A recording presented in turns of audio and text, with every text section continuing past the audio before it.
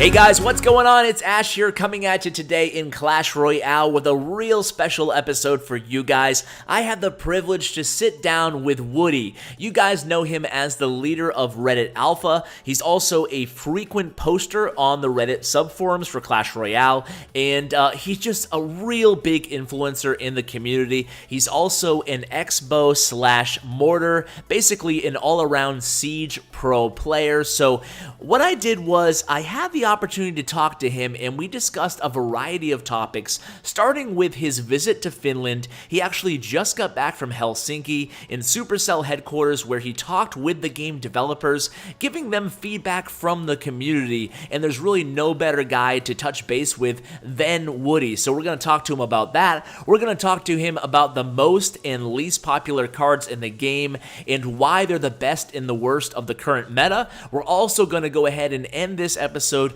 with some pro tips for Expo and Mortar players who just are maybe trying to start to get into the archetype and want some beginner tips. So that is what's in store for you guys today. So sit back, crack open a beer, a coffee, or a soda, and enjoy the interview, guys. Alright guys, so I am here joined by none other than Woody. He is the stat master of Reddit, posts bi-weekly updates on the most and least popular cards in the game. Today I decided to invite him on to really talk about why these cards are popular and what we can kind of glean from the information even if we're not a top ladder player. So first of all, Woody, thank you so much for coming on, man. Thanks very much for having me, Ash. It was a pleasure meeting you out in California. I'm a big fan of the channel, and I look forward to talking about all these cards. I know. Thank you, man. I appreciate it, and it was great meeting you, too. Certainly, I've talked to you a lot beforehand, but it's great putting a face to a name, and you did really well in the King's Cup. You made it to the final heat, did you not? That's right. Yeah, I was, I think, number 25 at the very end. Didn't quite make it on stage, but had a blast. And I think I did pretty well, running mostly an Expo deck. Yes, you're very well known for the Expo, and we're going to get to that in just a bit. But first of all, I just wanted to talk, before we get into the list, I know that you just came back from Helsinki, Finland, visiting Supercell HQ for the first time. Do you have any takeaways from that? How was it? Man, it was an awesome trip. I've been involved in the Clash Royale community since basically the first day of soft launch with the Reddit clans, and have just continually been impressed by the level of community involvement, and getting to meet the team in Finland was an absolutely amazing experience. I imagined it for weeks leading up to the experience, what it was going to be like, and pretty much every single expectation was met or exceeded.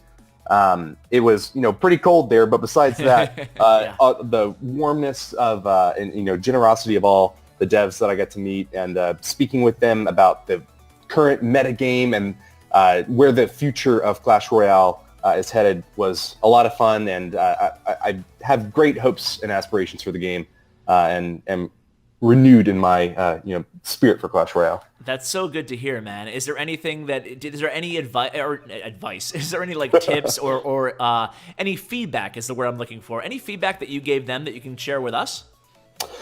Sure. I think that it's really important that players are able to identify with certain cards, develop their skills with them, and be able to play them in pretty much any metagame. I think that balancing is one key aspect of that, to make sure that whatever card you want to play, you've got a role for it. And one thing that I hear a lot from people is, what's the best card right now? What's the best deck right now? And so that's one of the reasons why I developed these card popularity snapshots. But even though no one is using Mortar at the top of the ladder right now, I still use it, and I have a lot of fun with it. So my advice to everyone is, if you have a favorite card that doesn't rank really highly in the popularity snapshot, or you don't see the pros using it, doesn't mean that it's not a great card, and doesn't mean that it won't become a great one, even after another round of balancing updates. So play the game to have fun, and if you wind up winning a tournament or two here or there, it's just icing on the cake. That's definitely a great point. It's always good in a game that evokes such strong emotions. It's always good to remind yourself that it is a game, so have fun. So good point. Before we get into the actual numbers and everything that you put out, which is really just a total wealth of information, I kind of wanted to ask maybe for some clarification on what these numbers actually mean. And first of all, you compiled this list that we're looking at. I'm going to link that in the description, guys, if you want to check this out. You're definitely going to want to check this out. Probably open it up while you're listening to us talk.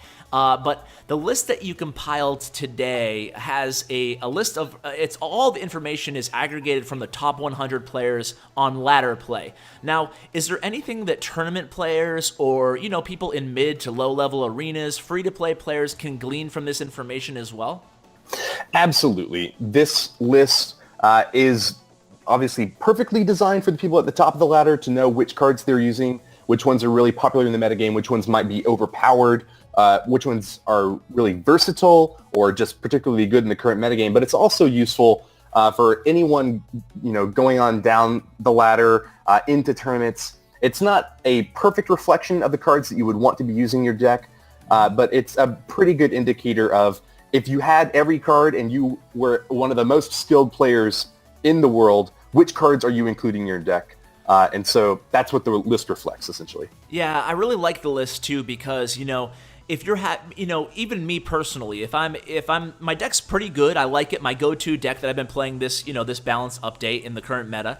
And it's good though, it's a good exercise to look at your list and then maybe think about some card substitutions based on what's successful in the actual game, So I'm actually going to go through the list now and maybe thinking about, subbing out like a knight for Ice Golem or something like that, just it's kind of a good exercise, like I said, to go through there and maybe just, spark some new ideas.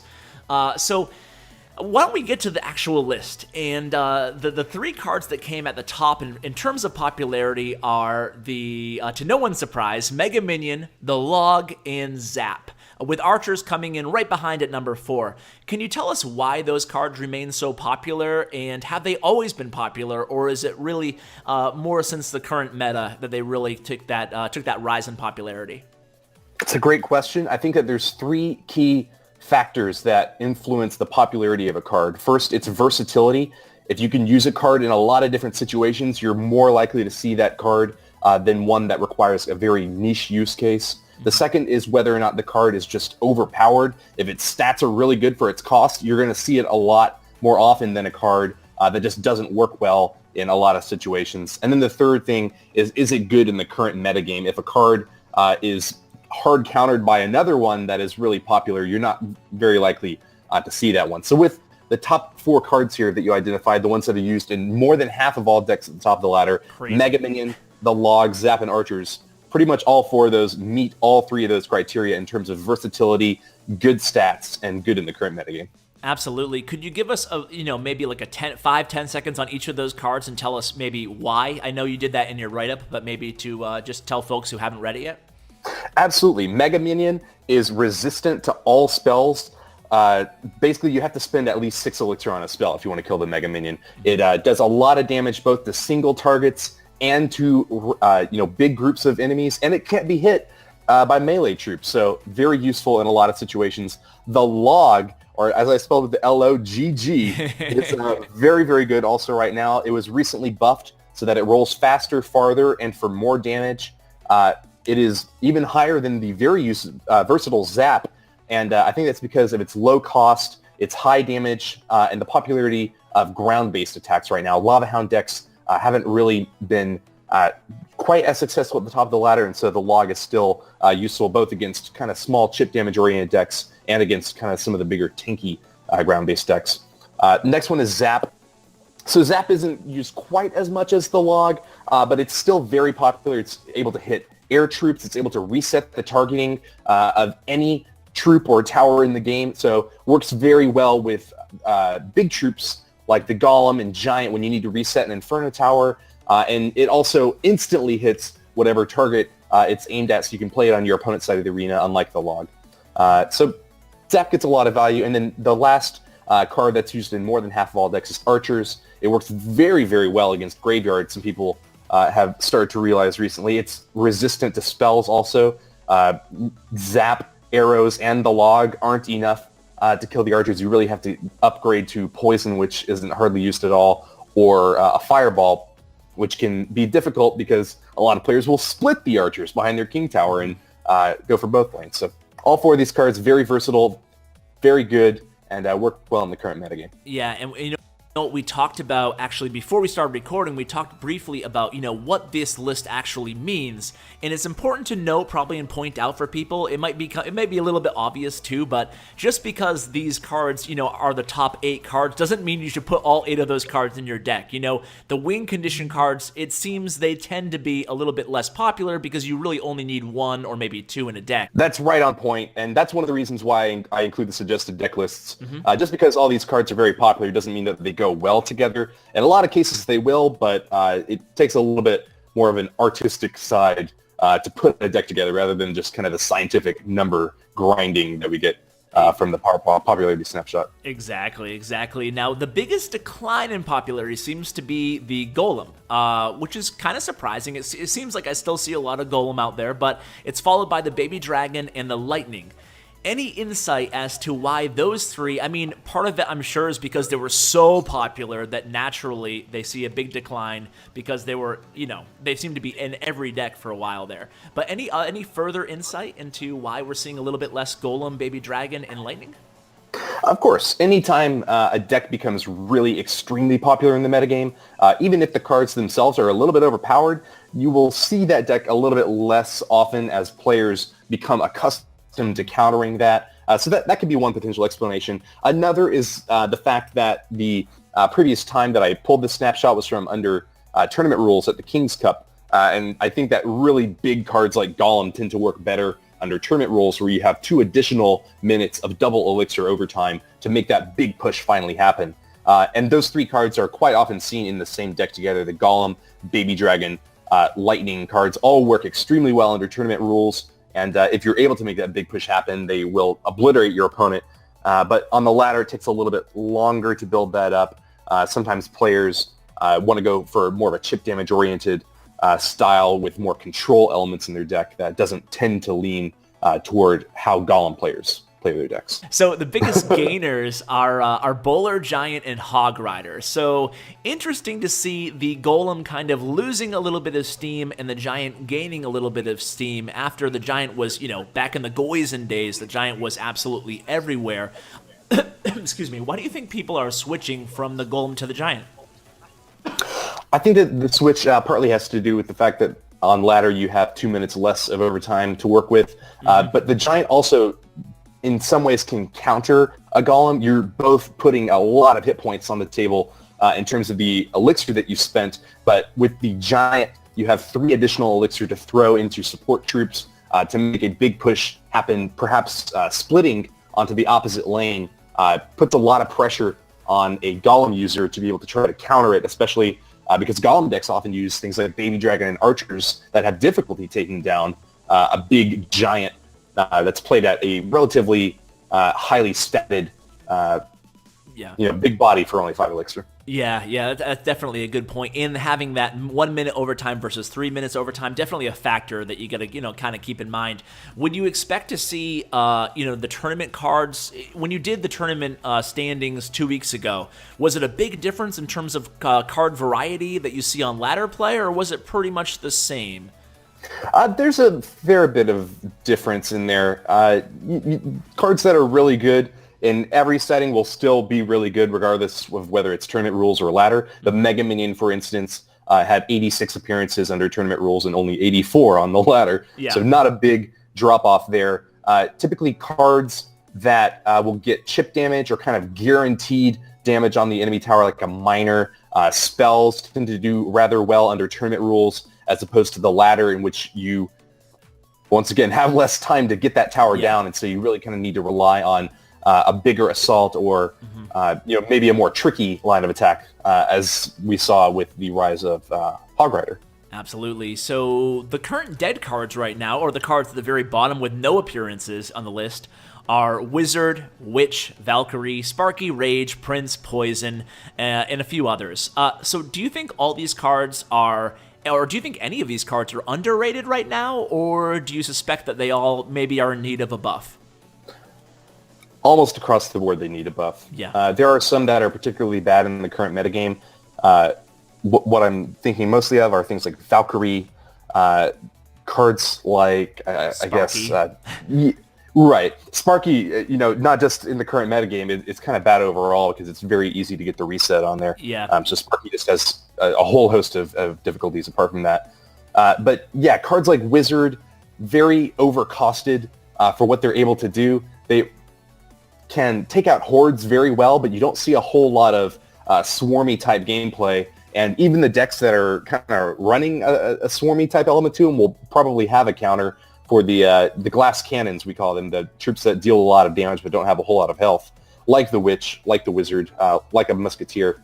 And as it happens, Lightning, which is very popular in the current metagame, we saw in almost half of all decks, will kill a Wizard outright, will kill a Musketeer outright. Yeah. So those are two troops that are very good under the right circumstances, but that find difficulty getting the value that you need out of them to justify the big elixir investment. Yeah, I'd really like to see a buff to, especially Wizard. I mean, poor Wizard's basically never been in the meta, Like, it's maybe in the very beginning, but Wizard doesn't get a lot of love. For 5 elixir, I don't know. You always have a better option out there, it feels like. But, moving on to your deck list that you suggest decks based on these cards, and it's actually a good tool to kind of supplement the raw data that you provide. And I wanted to kind of zero in. We don't have time to talk about every single one of the decks that you suggest on this post, but can you talk a little bit about the Expo Bowler deck that you shared? I mean, you're well known in the community, as I mentioned earlier, for being, really an almost exclusive Siege player, and you're really good at it, as evidenced by the King's Cup and, many other tournaments and your streams. Can you talk a little bit about an Expo Bowler deck and maybe just give some basic introduction tips for someone who isn't normally an Expo Siege player? Absolutely. So I love playing Siege decks. I've been running them since basically the start of the game. This Expo Bowler Siege deck was actually used by Supercell, a variant of it was at any rate, in the King's Cup in-game challenge. So it's kind of acknowledged as one of the ways of playing Siege that's very popular. It was very successful in Super Magical Cup. When it first came out, people were having some difficulty kind of figuring how to counter it. The reduction in cost of Bowler down to 5 made it a lot easier to supplement the Bowler with additional win condition cards that could just kind of make a big push that was difficult to counter with any setup that was used at the time. So what we see here, there were 3 appearances of the Expo Bowler archetype in this past snapshot. My recommendation would be to think of it along the lines of like a giant deck. For most of the game, you want to be setting up your defensive units, kind of trying to make positive elixir trades, as my good friend Yarn would put it, and just gaining an elixir advantage so that when you do finally have the opportunity to drop a Bowler in one of the lanes, to deflect a Hog Rider or to try to get rid of some archers or a small attack from your opponent, as the Bowler is walking in that lane toward the enemy tower, you drop an Expo really nearby. Now, if they have Rocket, they can kind of hard counter you and just destroy your entire setup. But if they don't, that's a pretty big push. 11 elixir invested, where you have a big body out in front, the Bowler, the soak hits from your opponents. You have a lot of splash damage from the Bowler. You have that knockback effect, and the Expo added on there presents a timer for your opponent. Essentially, they have 4 seconds to get something on the field and distract the Expo and then take it out as soon as possible. And if they can't do that, a lot of times they'll lose a tower. So I really like playing Siege. It's a very chess-like approach to Clash Royale, in my opinion. You have to think several steps ahead of your opponent, try to predict their plays.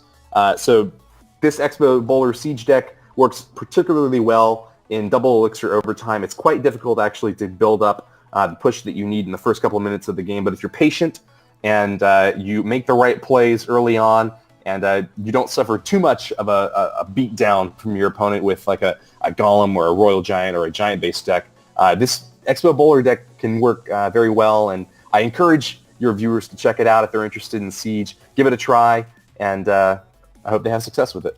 Yeah, any common mistakes as far as specifically revolving around the Expo and when to play it and when not to play it? Like, are you basically cycling to it as fast as possible, or are you being more patient and and strategic in terms of when you're playing it?